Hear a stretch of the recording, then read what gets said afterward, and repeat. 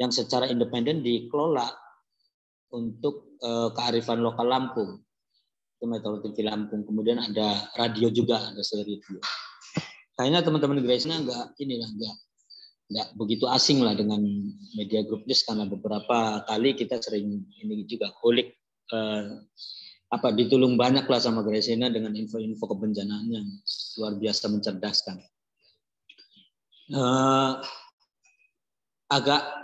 Kalau agak kurang fit nggak apa-apa ya, karena baru nyampe tadi jam 10 nyampe Cirebon.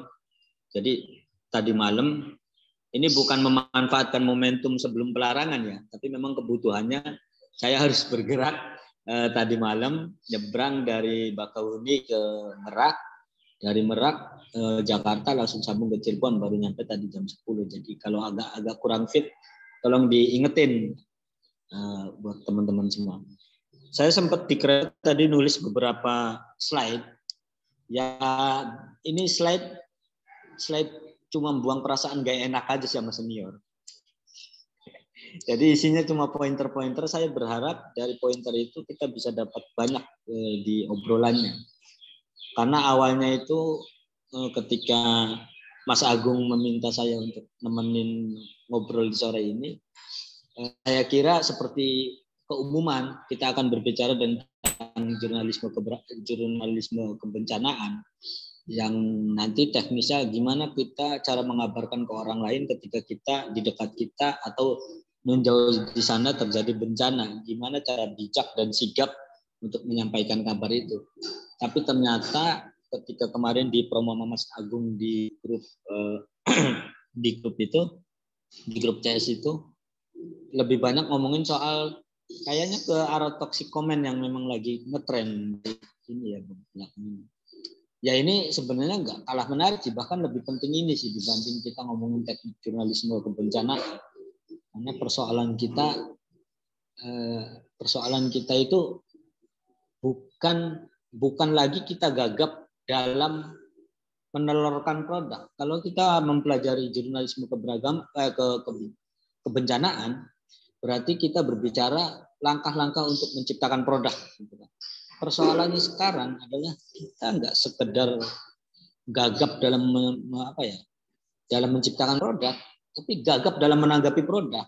Apa contohnya, misalnya toxic comment itu muncul karena kita nggak bisa menempatkan media sosial sebagaimana mestinya. Media sosial itu bolehlah sebagai produk atau terobosan, dan kita nggak bisa memanfaatkan itu dengan baik. Lalu muncullah toxic comment. Dan parahnya ini masih sekali ya. Nah ini, tahu nanti kita bisa diskusi nih. Aku sudah ini, Mas Agung. Ini agak semangat dan saya terpancing benar untuk bikin pointer ini. Karena memang ini kebutuhan dan belum pernah banyak bahas oleh orang lain.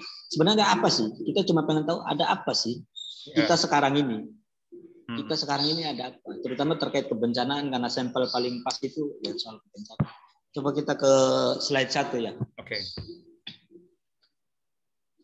Nah, kondisi empati kita hari ini, terutama ketika dikawinkan dengan kebencanaan, ini ada beberapa poin yang menurut saya menarik.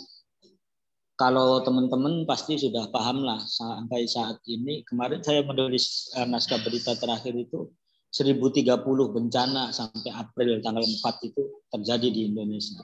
Macam-macam lah bencananya. Itu enggak ngitung bencana kemanusiaan kayak orang ngomong sembarangan kemudian sampai bunuh-bunuhan dan lain-lain. Itu ini bencana alam.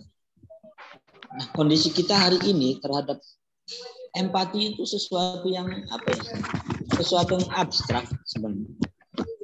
Sesuatu yang abstrak, sesuatu yang cuma nilainya perasaan, tapi sangat mempengaruhi kita ngobrolnya agak tinggi, mempengaruhi peradaban bahkan di jangka panjang. Kalau kondisinya kayak ini, kira-kira ada apa sih sebenarnya? Nah, saya menemukan beberapa poin ketika orang atau ketika kebencanaan dihubungkan dengan empati kita hari ini. Pertama, paradoksial. Ini paradoksikal ini paling menarik ini.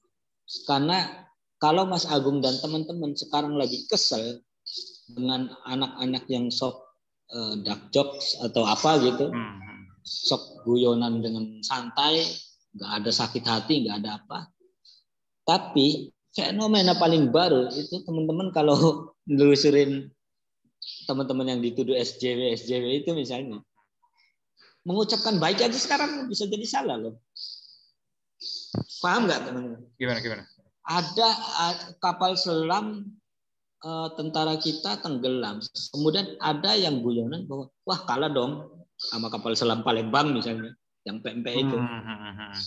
Itu biasa, maksudnya itu fenomena agak lama setahun 2 tahun. Sekarang teman-teman kalau ada gempa di Palu, terus masyarakat Palu hati-hati ya, jaga kesehatan, pokoknya selamat-selamat, itu bisa membuat kesinggung katanya. Paham? Jadi kalau maaf ya, ini Agung agak paham dengan saya secara personal ketika misalnya orang tua saya meninggal. Ada orang yang sabar ya, wah sabar mah udah banyak bro. Paradoksikal sekarang itu. Jadi ngomong baik aja sampean bisa salah loh. Apalagi buruk gitu. Ya sadar ya teman-teman. Teman-teman bisa searching fenomena baru di Twitter lah. Itu gampang ditemuin di Twitter. Teman-teman ngomong baik aja salah. Ini sebenarnya sih di isu-isu kontemporer sih. Ketika ini seiring dengan teman-teman yang termasuk saya perjuangin, misalnya nanya umur itu nggak boleh, nanya agama itu nggak boleh, nanya gender itu kepentingannya apa. Ini sih benar, maksudnya termasuk mengucapkan kebaikan kepada orang lain dengan modus yang berbeda itu juga nggak boleh sebenarnya. Tapi kita nanti ada kontrol, ada 2 kontrol yang penting untuk kita miliki. Jadi kayak gitu ya, paradoksikal sekarang itu. Ngomong baik aja kita bisa masalah, apalagi yang buruk. Kira-kira sepakat nggak? Iya. Jadi harus pintar-pintar menahan diri, pintar-pintar membaca keadaan ya kalau begitu ya. Ya paling enak sih jadi patung Jenderal Sudirman sekarang. Atau jadi apa gitu. Ya tapi kerasa ya. Sekarang itu paradoksikal. Apa-apa serba salah. Apa serba salah. Sampean mau nyupot pemerintahan dibilang cebong, kritik pemerintahan dibilang kadrun. Di tengah-tengah dibilang nggak punya sikap, pokoknya serba salah. Hari ini paradoksikal. Ngomongin saya ikut berduka cita, itu salah loh, menurut sebagian kelompok. Jadi menurut sebagian kelompok, ucapan duka cita itu tidak memberi manfaat apa-apa kecuali makin menyatakan atau makin menghadirkan kenyataan bahwa saya sedang berduka. Nah, terus harus gimana? Ya ini paradoksikal. Aku cuma lagi ngomong di fakta di internet itu kayak gini. Ngomong baik aja kita bisa salah, apalagi buruk. Gitu. Yang kedua subjektivitas, ini di segala bidang. Ada banyak orang yang nggak paham dengan apa yang dia pandang, dengan apa yang dia komentarin, maksa komentarin. Orang kecakapannya di agama, kemudian dia ngomongin soal kapal selam, misalnya. Orang ya akibatnya kan membabi buta. Kenapa pemerintah duitnya nggak dipakai buat kapal selam? Orang nggak ngerti di bidangnya prosedural dan lain-lain. Orang berbicara kenapa sih prajurit Nanggala 402 itu nggak ambil inisiatif keluar di pintu darurat. Jadi semua dinalar dengan pengetahuan dia. Yang dia sendiri untuk pengetahuan dengan badannya sendiri aja masih kurang, apalagi soal kapal selam gitu. Jadi segala sesuatu ditakan. Iya, sok tahu kayaknya agak mending nih, karena sok tahu itu ada effort untuk belajar kan. Kalau orang sok tahu itu pasti istilah-istilah dulu minimal dihafalin. Kalau orang sok tahu masih ada effort. Ini memang benar-benar segala sesuatu ditakar pakai kepala sendiri. Yang ya pokoknya nggak nyambung lah, nggak biarin yang berkepentingan atau yang paham tentang itu biarkan selesaikan studi dan riset hingga nemuin. Kalau kita sekarang butuh space waktu yang agak panjang untuk menemukan sesuatu, nah bukannya dari dulu juga seperti itu. kita butuh setahun dulu atau beberapa orang yang tidak beruntung dan meninggal dulu sampai kita vaksinasi ini ketemu nih mulai ini. Yeah. Kita setahun udah nunggu vaksinasi. Yeah, yeah. Itu emang kayaknya emang alamiah kayak gitu. Jadi biarkan ahli berkumpul dengan tenang kemudian menelurkan sesuatu yang memang kita butuhkan. Cuma sayangnya itu segala sesuatu pakai kacamata pengetahuan mereka apa sendiri yang terbatas. Ini jelas nih yang ketiga paling gampang lah, literasi, apalagi soal bencana mitigasi. Orang cara berlindung ketika gempa aja nggak ngerti kan, malah masuk rumah misalnya.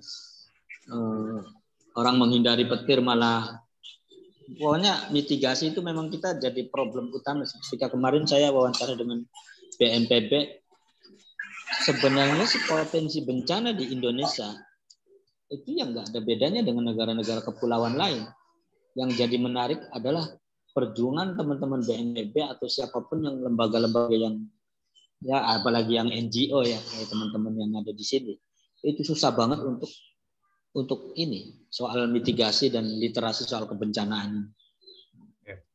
Nah yang berikutnya itu sentral atensi personal ini agak mirip sih dengan subjektivitas pengetahuan. Jadi ada ini agak psikologis. Jadi ada fenomena. Ada dua orang yang sensitif tapi nilai sensitivitasnya berbeda. Ini suara masuk nggak? Masih masuk ya? Masuk. Bagus. Ya. Jadi misalnya aku curhat ke Mas Agung. Mas Agung, dulu ya, nggak sekarang nih dulu. Mas Agung, gua putus. Sebagai orang yang dewasa, Mas Agung, tadinya kenapa? Kamu yang nyakitin apa dia? Kamu yang nyakitin apa dia yang nyakitin? Problemnya segenting apa? Masa iya nggak ada jalan keluar? Kalau orang yang dewasa ya, itu orang yang empatinya tinggi. Tapi ada orang yang berasa empatinya tinggi, tapi padahal enggak. Contoh gini, saya curhat ke bro, saya putus. Itu langsung memposisikan badannya itu jadi sentral atensi. Loh, saya aja pernah kok. Jadi gini, lah. Ada orang yang seperti itu banyak. Jadi orang curhat semuanya jadi badan dia itu diukur dari sentral atensi. Iya. Bro, bapakku sakit. Bro, bapakku sakit. Ya, waktu bapakku meninggal. Jadi kedukaan dan kepuyengan temannya yang lagi curhat itu langsung dia ukur dengan badannya dia sendiri. Badannya itu dijadiin rujukan. Jadi nah orang-orang kayak gini sekarang ribet itu nih adu kalau nasib. nanggapin bencana. Iya.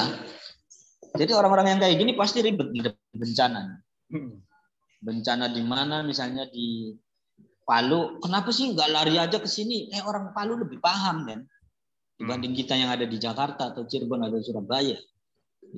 Dia akan mengukur badannya. Waktu saya kebanjiran sih, banjir sampean kan setinggi lutut orang dewasa. Kalau yang teman-teman setinggi yang listrik misalnya, jadi badan dia itu diukur, diposisikan. Jadi tragedi yang ada di luar itu diukur dengan badannya. Yeah. Beda kalau orang yang agak dewasa, yang empatinya tinggi. Tragedi yang di luar itu justru menjadikan badannya belajar. Gimana rasanya kalau saya jadi dia? Yeah.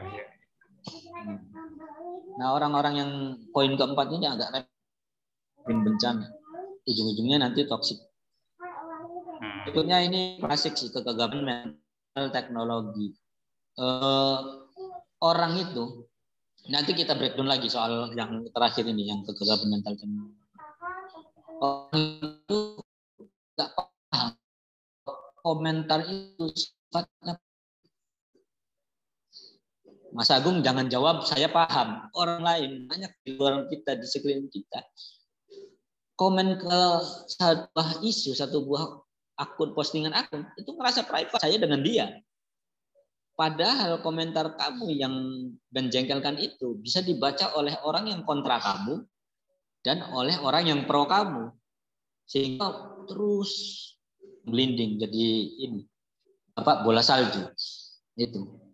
Jadi bagaimana empati kita terutama terkait kebencanaan. Ya sekarang ada beberapa poin. Kita itu di tengah-tengah paradoksikal, subjektivitas, literasi, sentral atensi personal, kegagapan mental, teknologi dan lain-lain. Ini istilah diketik di kata buru-buru. Ada yang salah.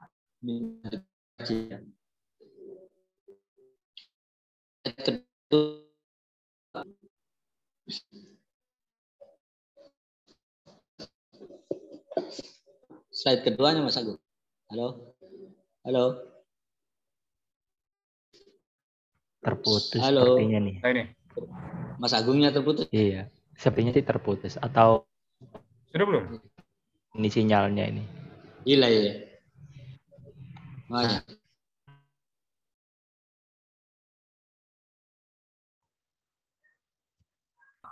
Kita hari ini soal empati. Halo? Sorry. Ya, delay. Gangguan sinyal.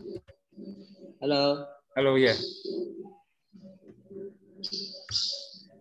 Iya. Ngomongin putus malah putus beneran. Ya. Personal space. Nah ini, karena tadi kita ngomongin fakta ada di hari ini,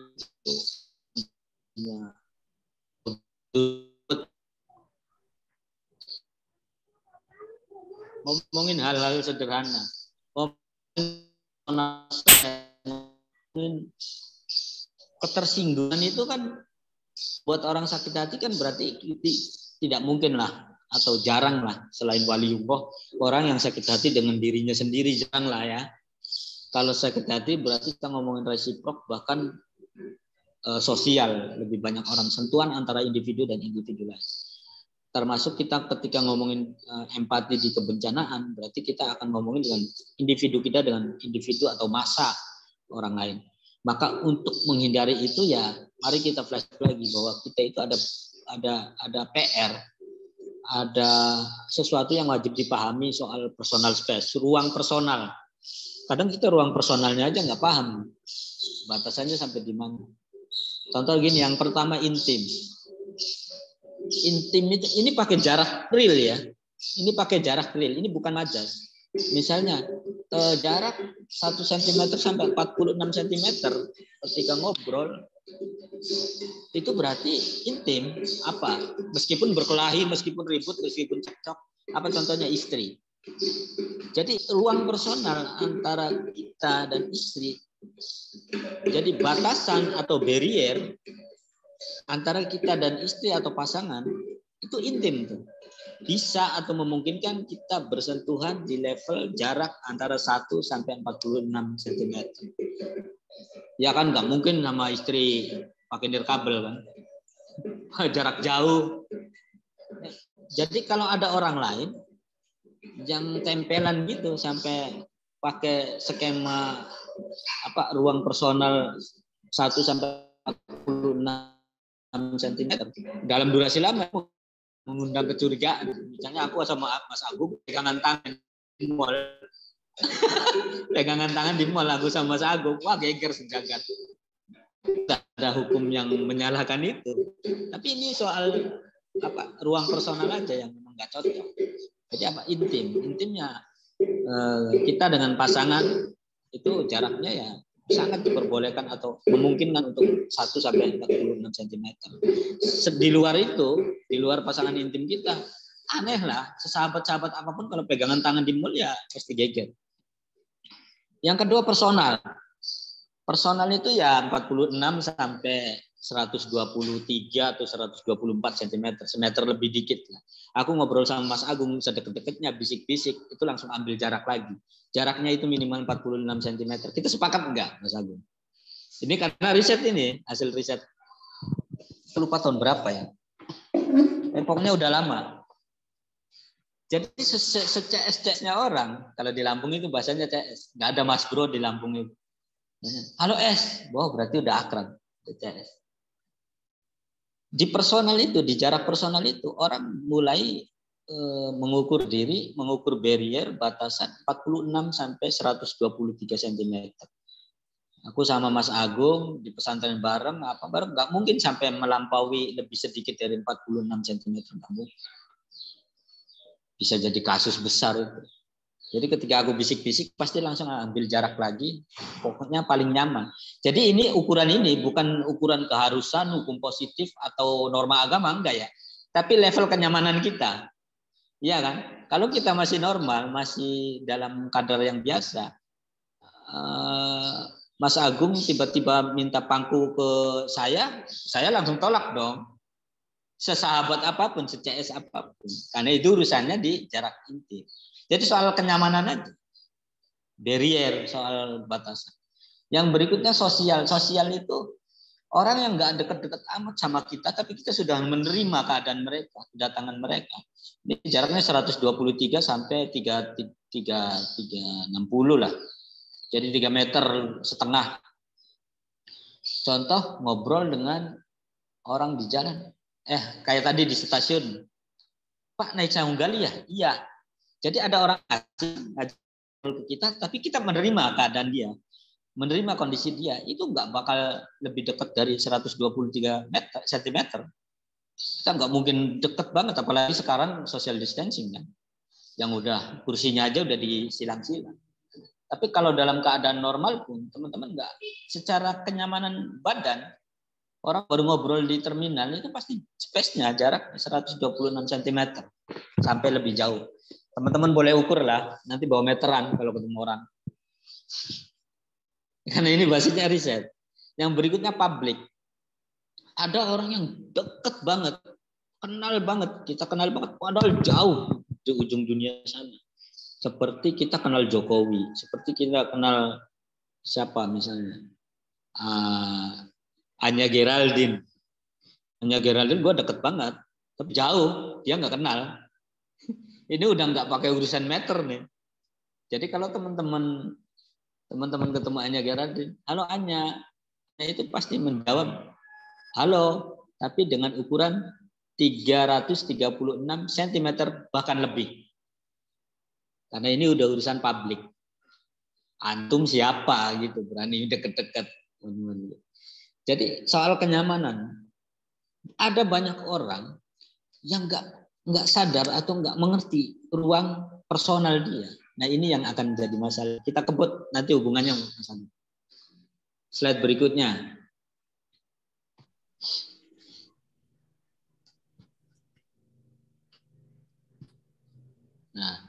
Nah, tadi kan soal ruang personalnya.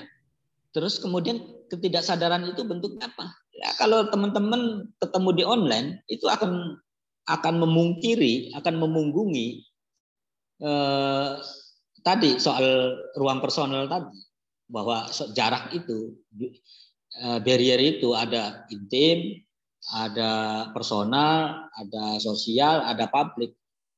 Itu bakal diingkari ketika teman-teman nggak sadar. Itu di internet. Contoh, karena ada, ini riset juga sebenarnya tahun kemarin kan 2019 2018 lah. Ada 6 hal yang membuat internet itu cenderung membuat orang nggak sadar soal kepentingan personal space tadi. Dinhibisi kalau bahasa Indonesianya, tapi saya berlaga-laga nulis bahasa Inggris. Disinhibisi. Jadi pertama yang membuat itu muncul karena di internet itu anonimitasnya. Kalau saya ngobrol dengan Mas Agung, bahkan kita saling tahu tanggal lahir. Jadi kalau saya mau bilang nyebut bapaknya Mas Agung aja kayak SD gitu, misalnya siapa? Bapaknya Agus namanya, Agus. Menyebut itu saja nggak enak karena resiko marahan atau ditonjok gitu kan. Tapi kalau di Facebook, di Twitter, di Instagram, kita merdeka loh. Siapa mereka nggak kenal gua, anonimitas. Anonimitas itu memang pengaruh untuk membuat kita makin barbar. Kita akunnya real misalnya. Kita memang akunnya real. Tapi orang kan belum tentu tahu kita. Dan bodohnya kita itu meyakini itu. Padahal apa? Pasti kedetek yang namanya internet itu. Kamu mau pakai seanonim apapun akun kamu pasti kedetek. Karena ketika kita registrasi terhadap satu platform, ketika email yang kita ajukan itu nggak terbaca, pasti kita minta email tambahan, email pendamping, email utama dan lain-lain. Pasti merujuk ke keseharian kita gitu. Makanya kita punya 3 atau 4 email, 5 email, itu pasti ketemu circle-nya. Jadi nggak bisa ini. Yang kedua, apa ya? Nggak ada ekspresi yang namanya di teks itu, apalagi basis teks nih ya. Mas bro, nggak jadi ngopi. Misalnya saya WA ke Mas Agung, jawabannya ye. Wah pusing saya. Apakah ini marah? Apakah ini emang irit ngetik? Apa lagi sibuk? Apa wah pikiran kan? Karena nggak ada ekspresi. Ini poin kedua ya, nggak ada ekspresi di internet itu. Kalau kita nggak rajin-rajin nampilin emot pun teman-teman kalau yang sekarang masih lajang dan hubungannya masih pacaran, maaf ya tadi kamu nggak marah kan? Enggak, sambil senyum. Itu kita masih was-was. Iya. Meskipun dilengkapi emot. Penyebab prahara yang paling banyak ini ya, invisibilitas. Ya. Karena nggak berkarakter sebenarnya. Beda sama kita ngobrol langsung. Minimal nge-zoom kayak gini. Saya bercandanya bohongan atau gimana pasti ketahuan. Tapi kalau via teks, via atau video tapi monolog, nggak interaktif, nggak kayak gini. Permasalahan-permasalahan ini pasti ada. Peluang-peluang orang makin barbar. Dikit-dikit tersinggung gitu loh. Sampean maksudnya apa? Ngetik cuma Y aja. Emang zaman dulu SMS per karakter Rp50. Sekarang kan wah panjang. Itu makanya sebenarnya Indonesia itu punya ini. Mas Agung punya kearifan lokal yang sangat menarik sebenarnya. Apa itu? Barangkali. Jadi teman-teman kalau hampir sakit hati sama sahabat, sama orang lain, itu kata orang Indonesia, ini kearifan lokal Nusantara. Pakai prinsip barangkali. Ada sahabat kita lewat naik motor, kita nyapa, dia nggak nyapa. Udah tuh kita kalut kan. Bisa berantem tuh. Besok keesokan harinya bisa berantem. Tapi itu kearifan lokal Nusantara, kamu segera harus pakai prinsip barangkali. Barangkali nggak ngelihat, barangkali nggak dengar, barangkali lagi pusing, barangkali buru-buru, barangkali untuk netralisir badan kita supaya nggak macam-macam dan silaturahmi masih kejam. Sayangnya orang Indonesia sendiri yang udah lupa ini. Yang berikutnya sinkronisasi. Waktu pokoknya ada delay, ada spare, ada jarak antara apa yang dia lakukan. Ciri di internet itu, apa yang dia lakukan dengan dengan dampak. Contoh, Mas Agung posting cukuran baru nih, terus saya jawab APJD, abri bukan cepak doang. Wah pergi ngopi dulu, apa dulu gitu kan. Pas baru kepikiran, anjir itu kan keyword paling sensitif buat Mas Agung. Kenapa saya komenin? Kita pernah nggak? Pernah nggak kayak gini? Sering banget. Banyak hal pokoknya. Termasuk ada yang konteksnya pas pada waktu teman-teman komen, tapi dalam jangka panjang ini berbahaya. Ini contohnya agak susah sih. Ya kayak ada orang yang gemar untuk mengangkat status orang yang sudah tahun-tahun yang lalu gitu kan. Kalau yang sekarang itu diistilahkan penyelam gitu. Mungkin itu ya? Iya. Ada yang memang, nah nanti teman-teman kita nanti nyinggung juga soal dark jokes. Kenapa dark jokes itu bisa jadi masalah? Karena teman-teman kalau humor, jangan humor, komunikasi itu benar-benar harus memperhatikan circle, frekuensi, sama pengalaman yang sama. Kalau pengalamannya nggak sama, pasti bermasalah lah, atau minimal nggak nyambung. Humor bapak-bapak kompleks itu didengar oleh kita merinding. Tapi di mereka, luar biasa keren. Humor kita yang begitu kerennya misalnya di tongkrongan kita itu dengerin nama bapak-bapak kita atau bapak-bapak komplek, kalau lama guyon apa sih? Frekuensi itu memang ini ya, memang yang berikutnya introjeksi solipsistik sebenarnya sih sama sih, cuma lebih. Nanti kita ketemu di contoh-contoh berikutnya. Nah, kita lompat sampai ke kesetaraan sosial di internet. Ini sebenarnya mirip-mirip, satu kali gebuk kita bisa dapat contoh. Internet itu mengubah. Jadi introjeksi solipsistik itu kayak gini. Beberapa tahun lalu mungkin saya dan termasuk Mas Agung atau teman-teman Graciana lain berpendapat bahwa apa yang dilakukan di internet dengan dunia nyata itu berbeda, gitu kan? Apa yang terjadi di internet itu berbeda. Sekarang nggak bisa, bro. Semua linear. Apa yang kamu lakukan di internet itu bakal bertampak di dunia nyata. Apa yang kamu sakitin di internet itu menyakiti juga di dunia nyata. Jadi nggak bisa, teman-teman. Oke, di internet sih saya bisa komentar sembarangan, babibu. Tapi di dunia nyata akhlaknya dijaga, nggak bisa. Karena linear sekarang. Seiring memang pola komunikasi, pola ekonomi, pola lain naik semua ke internet gitu.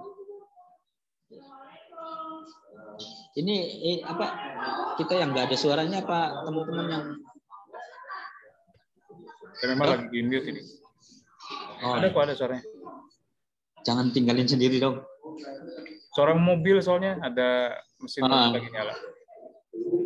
Nah itu, jadi awal-awal kita pernah ngobrol lah bahwa apa yang terjadi di internet itu beda dengan yang terjadi di dunia nyata. Sekarang nggak bisa, semua linear, semua nyambung. Ketika kita menyakiti di internet, kamu itu menyakiti di dunia nyata juga. Kalau kemarin-kemarin kita bisa ngomong kayak gitu karena pola komunikasi belum begitu dinaikkan semua ke internet. Sekarang komunikasi, pendidikan, ekonomi dan lain-lain sudah kita naikkan ke internet semua. Jadi kalau dulu itu hanya sebatas entertainment, internet itu hanya sebatas media entertain. Nah, sekarang ini kan lebih kompleks dan juga dengan adanya tren disrupsi itu juga kan ekonomi itu turut membangun linearitas antara internet dengan dunia nyata itu ya. Iya, coba apa ekosistem di badan kita yang nggak terkonek dengan internet hari ini? Nyaris semuanya, kita butuh sendal, kita butuh makan, gitu. Sampai mau ke lapak secara real pun pasti kalau dihubungin pasti nyangkut soal internet. Yang berikutnya kesetaraan sosial di internet. Di internet luar biasa menghapus jarak, waktu, dan yang paling penting itu menghapus strata. Sampean bisa ke Jokowi, ke presiden ngomong, bos, ini negara diurusin, bos, utang negara makin banyak, bos, dekat banget. Padahal sih sampean kalau di dunia nyata, pengen ketemu aja protokolnya gila. Nih, kemarin saya mengajukan talkshow bareng wakil presiden. Karena pandemi, akhirnya kita disepakati talkshow via Zoom. Itu via Zoom aja, syaratnya seabrek. Satu sisi ya tentu positif dong, ada kesetaraan sosial yang dibangun oleh internet. Tapi satu sisi lagi, inilah salah satu faktor yang membuat orang makin barbar. Kita bisa bilang apa aja ke presiden. Kita bisa. Jadi presiden tuh udah CS banget gitu. Kalau kita kurang kontrol, ini jadi jalan untuk kita berbuat toksik. Karena di dunia nyata kita masih dibatasi oleh ewu pekewu, angga unggu, kesopanan dan lain-lain. Kalau di internet harus ada. Kalau kita nggak ada yang sudah nggak ada batas lagi. Nah, slide selanjutnya, saya pengen cepat-cepat ngobrol sebenarnya.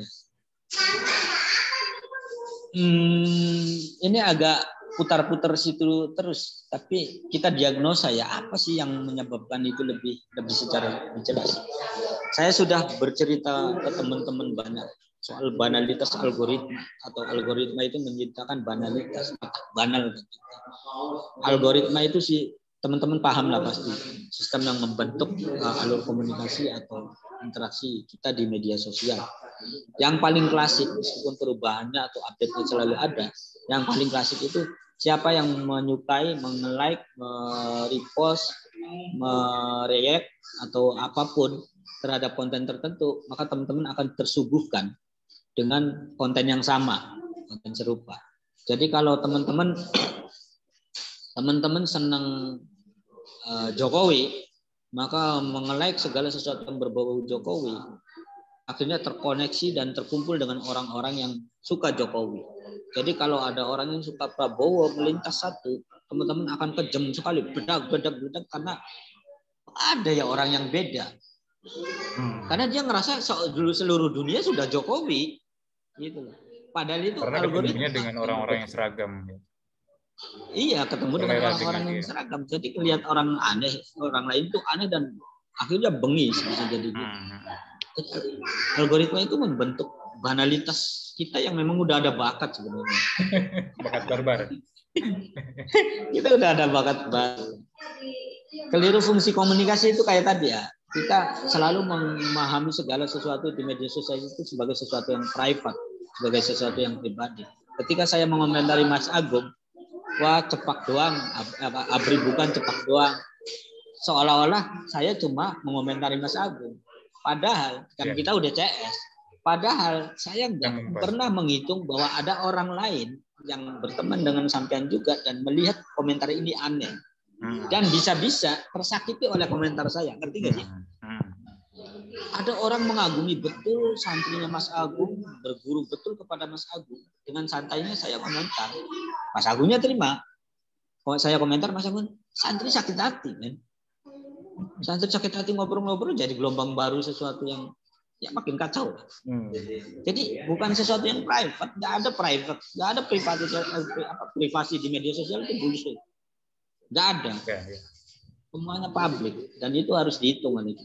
Ini kita nggak bicara hanya Facebook belaka ya, tapi juga media-media sosial yang lain ya. Iya, karena algoritmanya hidupnya ya kayak gitu, klasik. Yang paling klasik itu Facebook algoritma. Ini saya otokritik nih, yang ketiga, kegagapan jurnalisme kebencanaan. Nggak semua wartawan, nggak semua pewarta itu paham betul apa yang dia lakukan ketika melaporkan kebencanaan.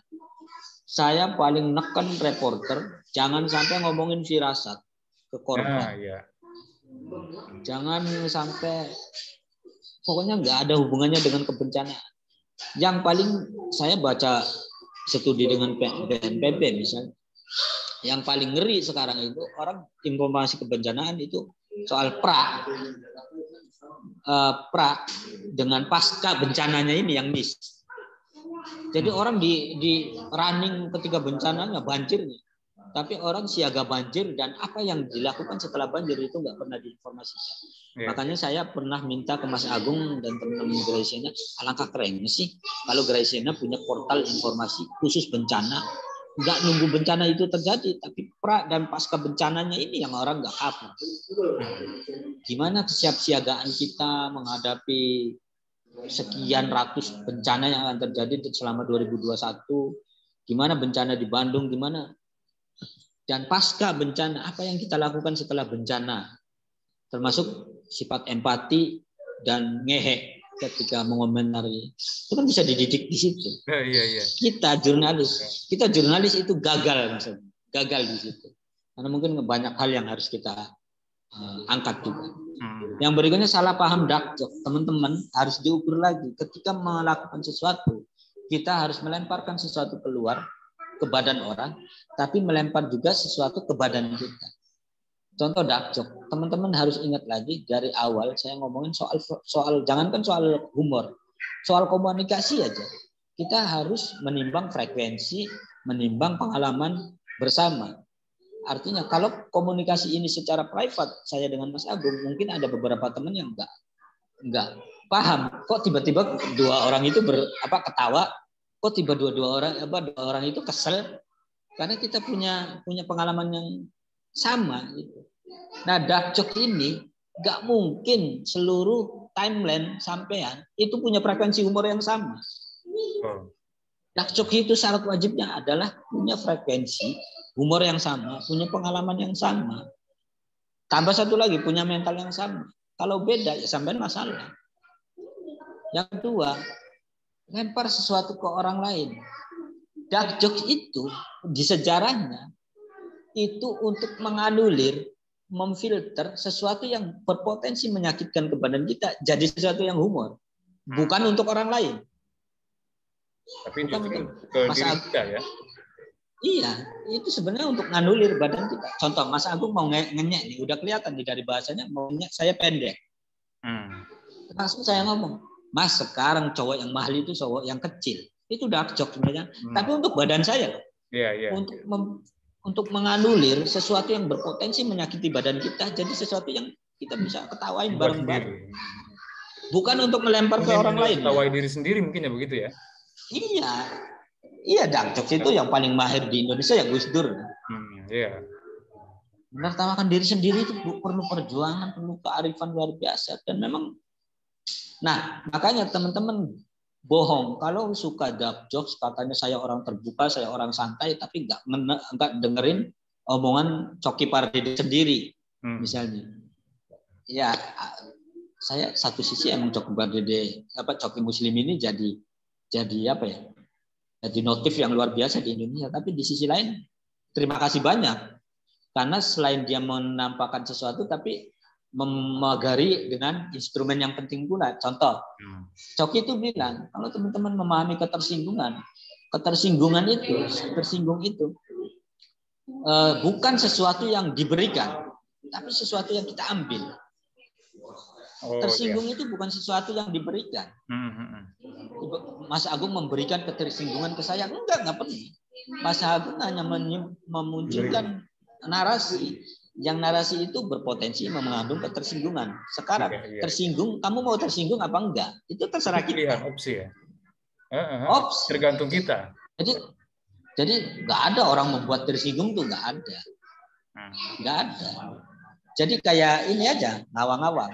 Mas Agung ngomong set di depan saya. Ini potensi ketersinggungan nih. Terserah saya mau ambil sebagai ketersinggungan atau dicuekin aja. Dicuekin itu kan serangan balik. Apa perkara paling menyakitkan di dunia? Bukan dipancung, bukan ditembak. Teladan Rasulullah malahan ketika beliau dilempari oleh kotoran. Ya ingat ini bulan Ramadan lupa. Iya kan? Gimana? Ya beliau kan nggak ada perasaan tersinggung apa, malah melakukan hal sebaliknya, melakukan hal baik kepada si pelaku itu kan begitu. Itu artinya kan beliau tidak menerima ketersinggungan, potensi ketersinggungan kan begitu ya. Dan itu sebenarnya bukan sekedar menenangkan jiwa juga, tapi memenangkan pertarungan. Karena apa? Hukuman atau serangan yang paling mematikan itu teman-teman bukan bacok, bukan tembak, bukan rudal, bukan apa-apa. Didiemin. Ada orang berusaha membuat kita tidak nyaman, kemudian kita diam. Waduh, serangan balik luar biasa. Luar biasa. Kalau kita ngomongin Rasul, betapa gelisahnya orang-orang kafir Quraisy ketika sudah melempari kotoran, tapi Nabi cuek aja, santai aja. Wah, gelisah mereka. Udahlah pasrah masuk Islam. Serangan baliknya luar biasa. Jadi serangan balik yang kita nggak memerlukan energi banyak. Masa diam butuh energi? Diam aja kan? Iya. Diam itu nggak butuh energi. Nah itu. Jadi kalau teman-teman ngandalin dark jokes, lagi-lagi dikit-dikit dark jokes, selesain dulu lah dengan diri sendiri. Gitu. Ada banyak faktor yang kalau teman-teman nggak bijak, justru lucunya kagak, tapi banyak nyakitin orang lain. Iya, betul. Mas Sobi, politik dan kebencian. Ya. 10 menit ke depan kita manfaatkan untuk diskusi dengan. Oke, siap. Ini sepertinya sudah habis ini ya materinya. Oke, siap. Monggo, siap. Silakan teman-teman menanggapi atau menanyakan hal-hal yang fenomenal atau yang teman-teman gelisahkan mungkin dari melihat timeline di beranda Facebook atau di mana gitu. Ini kok kayak gini banget gitu. Situasi orang-orang dalam menanggapi bencana gitu. Silakan kalau mau curhat juga nggak apa-apa. Ajang curhat berarti ya.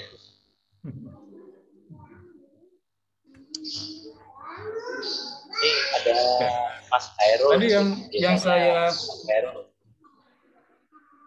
yang saya garis bawahi, yang saya highlight dari pembahasan terakhir barusan Mas Sobi itu ya, bahwa karena di dalam medsos itu tidak ada lagi ruang private, sementara kalau kita bicara dark joke itu agak sulit karena mempersyaratkan ruang private tadi itu ya ada satu frekuensi, kemudian apa namanya, pemikiran yang sama, pengalaman yang sama, itu agak sulit untuk dibangun dalam sebuah media yang plural sekali, apa namanya, yang heterogen sekali. Maka kalau dalam pandangan saya mungkin kita memang harus bijak untuk menahan diri dari mengeluarkan dark joke begitu ya. Karena bukan hal positif nanti yang akan kita tuai gitu loh maksud saya.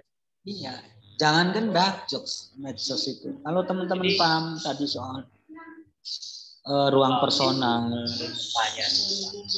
ya sambung aja sekalian kali ya. Iya.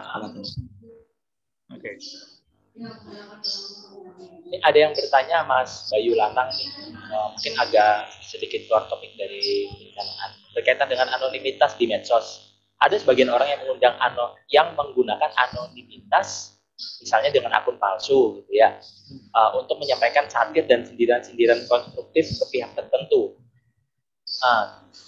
Dan hal itu semata-mata untuk menghindari pihak yang dikritik tersinggung. Ya, supaya nggak tahu siapa yang mengkritik kan biasanya seperti itu.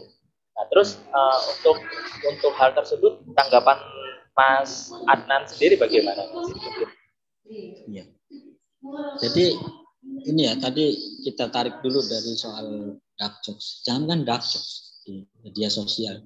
Kalau tadi kita paham bahwa ada personal space yang harus kita pahamin sama 6 titik tadi apa yang efek yang ada di media sosial. Itu komentar aja kita bisa masalah. Komentar lurus.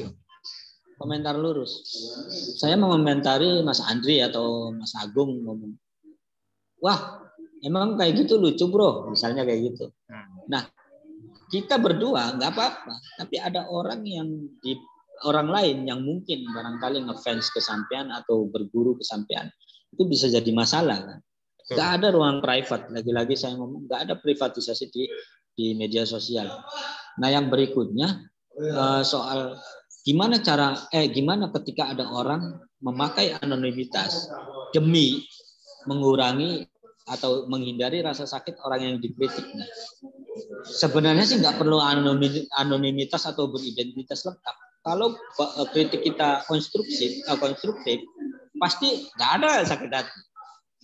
Nggak ada sakit hati. Ya nggak sih? Saya kritik Mas Agung nih, Mas Agung. Ini sampean ngomong suara jelas banget, tapi gambarnya agak blur. Sakit hati? Enggak. Iya, masih sakit hati gitu. Jadi kalau itu benar-benar konstruktif, nggak ada perlu tuh soal apakah pakai akun-akun anonim atau beridentitas lengkap. Dan lagi-lagi makin yang harus kita yakini adalah sebenarnya anonimitas juga. Anonim itu nggak ada di media sosial.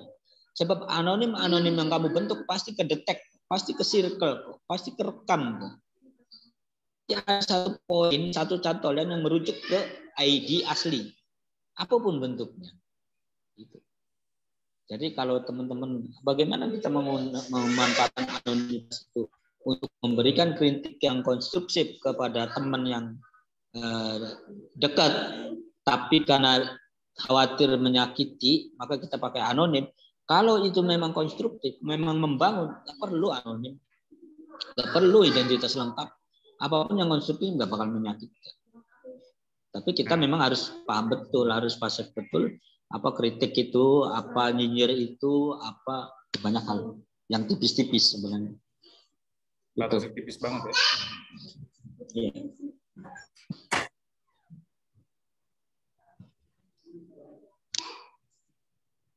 Gimana teman-teman lain?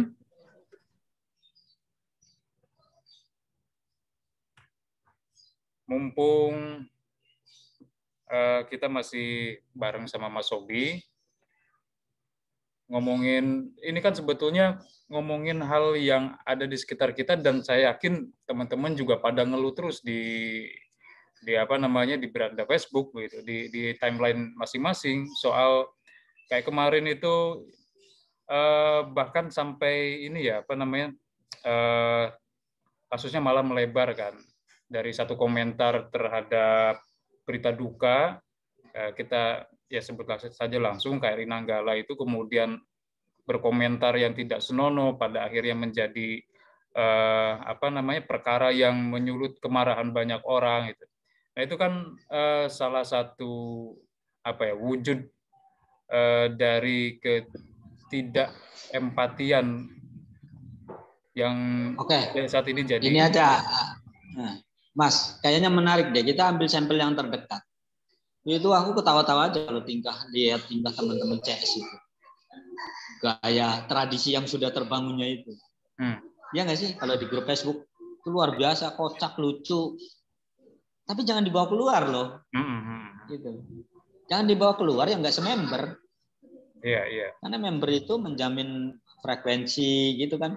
Frekuensinya udah sama, udah terbangun deskripsi, ketentuan syarat masuk grup gitu kan.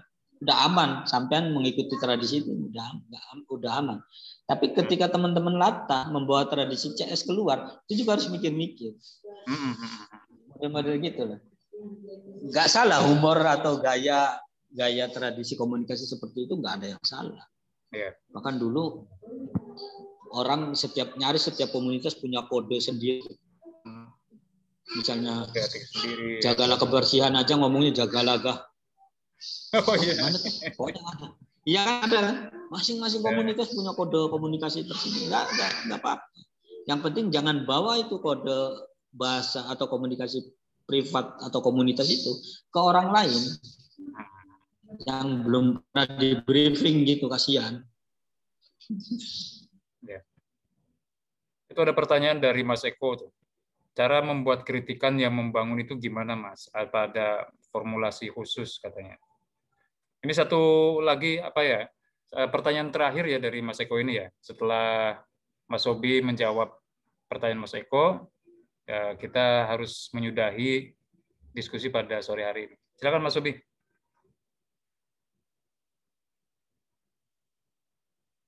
Ya, kritik yang membangun itu seperti apa sih?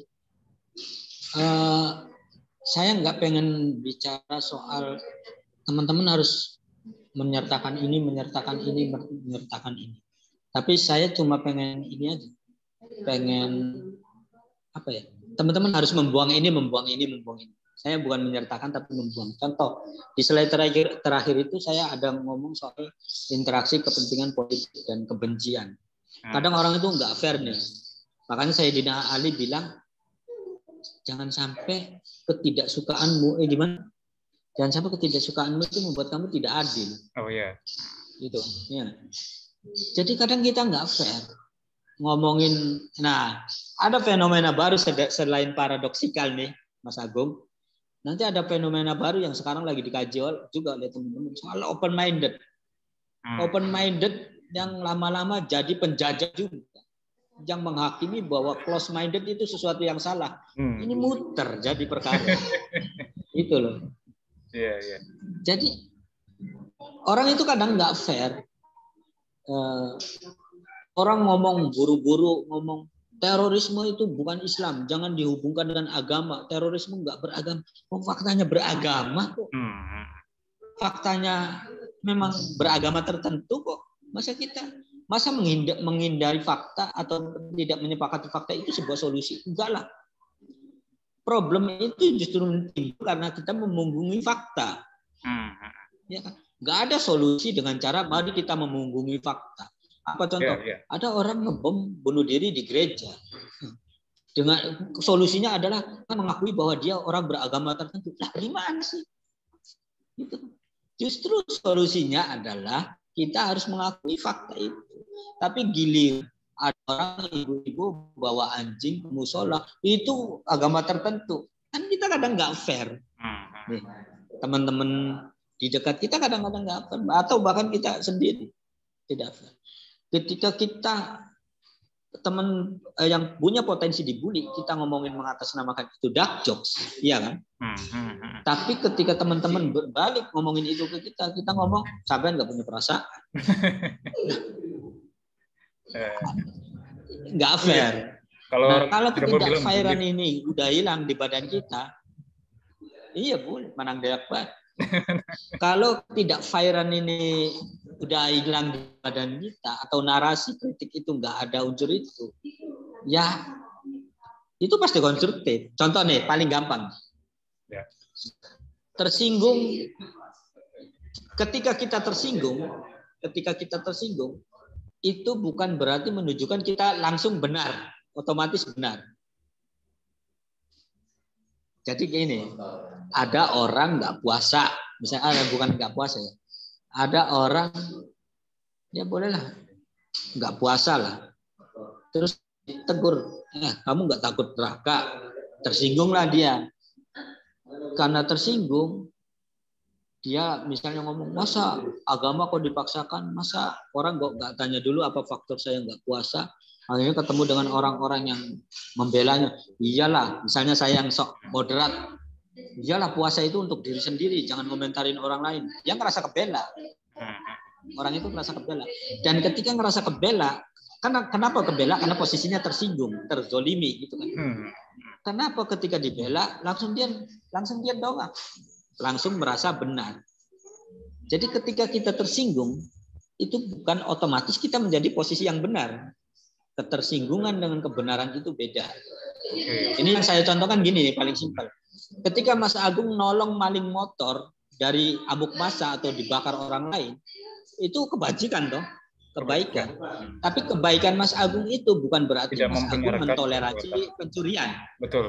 Pencurian. Gitu. Jadi teman-teman itu harus mulai sekarang.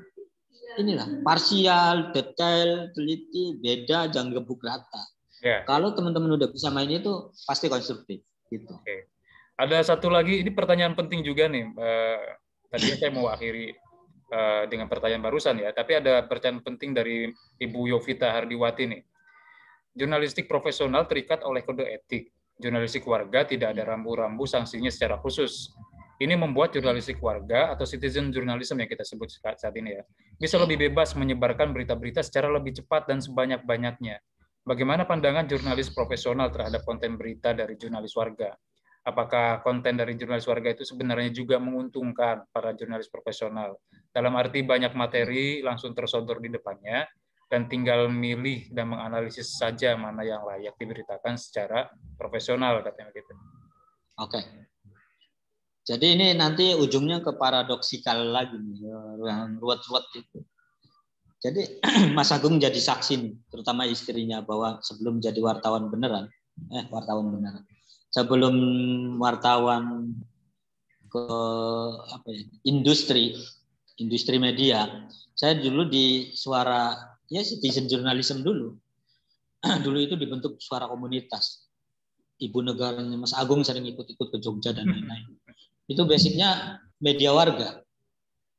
Jadi teman-teman itu punya prinsip, kenapa banjir di Thailand rame, sementara banjir di rumah kita nggak rame, karena nggak ada yang mengabarkan. Makanya waktu itu kita harus menghentikan ketergantungan produksi informasi kita dari wartawan. Makanya ada citizen journalism. Tapi ke sini itu citizen journalism masih dipandu oleh kode etik dan syarat-syarat tertentu. Kayak misalnya radio komunitas. Kita nggak bisa serta-merta bikin radio komunitas. Ada aturannya banyak. Harus di gelombang tertentu, misalnya cuma 107.7 sampai 107.8. Itu nggak boleh ke 99 FM dan lain-lain. Itu udah komersil. Syaratnya banyak. Nah, citizen journalism pada masa waktu itu 2012 itu nggak bisa disamakan dengan sekarang jurnalisme media sosial. Yang ketika kita ada kabar upload, Kalau di komunitas jurnalisme warga itu ada proses verifikasi, ada prasyarat verifikasi. Kalau di medsos ya suka-suka kita lah. Kita nggak tahu juga. Kita dapat video dari mana langsung upload ulang dan lain-lain. Nah ini yang tadi di bahasan awal, orang itu gampang buat salah, gampang klarifikasi. Ketika kita dapat gambar bagus langsung upload, katanya gampang klarifikasi. Nggak bisa gitu. Kalau teman-teman di kajian hoax itu, di kajian disinformasi itu, ketika satu kali teman-teman itu bisa disebut nggak sengaja, itu ditolerir akunnya. Tapi ketika udah 2 kali, udah diinformasi, udah nggak bisa ini, udah bisa ngelak, akun teman-teman itu ke-track sebagai bagian dari akun-akun yang berpotensi melahirkan kabar buruk. Nah ini otokritik untuk jurnalisme industri medianya juga. Sekarang ngerinya dari medsos itu jadiin berita. Betul. Ini kedangkalan yang luar biasa. Makanya di rapat-rapat redaksi teman-teman yang masih idealis masih berani gebrak-gebrakan meja. Kalau Anda sebagai reporter, sebagai wartawan mengadopsi berita-berita di Facebook untuk dijadikan running nasional, Anda makan gaji buta. Gitu. Anda malu sama orang media sosial.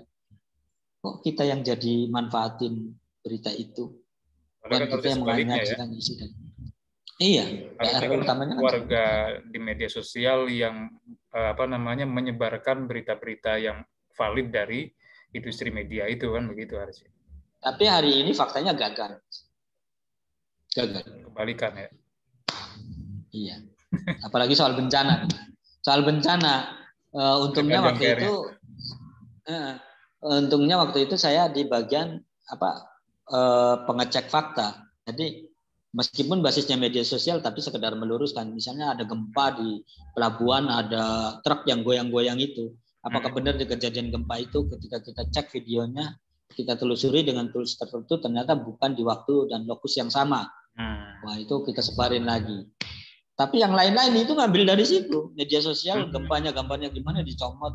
Gambar istimewa. Wah ini gaji buta. Gitu. Oke, Mas Sobi, ini kalau kita nurutin keinginan sih sampai maghrib mungkin ya, sampai waktu berbuka kita masih senang aja diskusi. Cuman ya karena kita juga dibatasi oleh waktu, kita harus menyudahi diskusi kita pada sore hari ini. Terima kasih banyak atas kesediaannya bergabung bersama Graysena, juga kawan-kawan sekalian yang pada sore hari ini sudah bergabung di meeting Zoom ini. Insya Allah nanti kalau memungkinkan akan kita upload juga di YouTube hasil dari diskusi kita pada sore hari ini.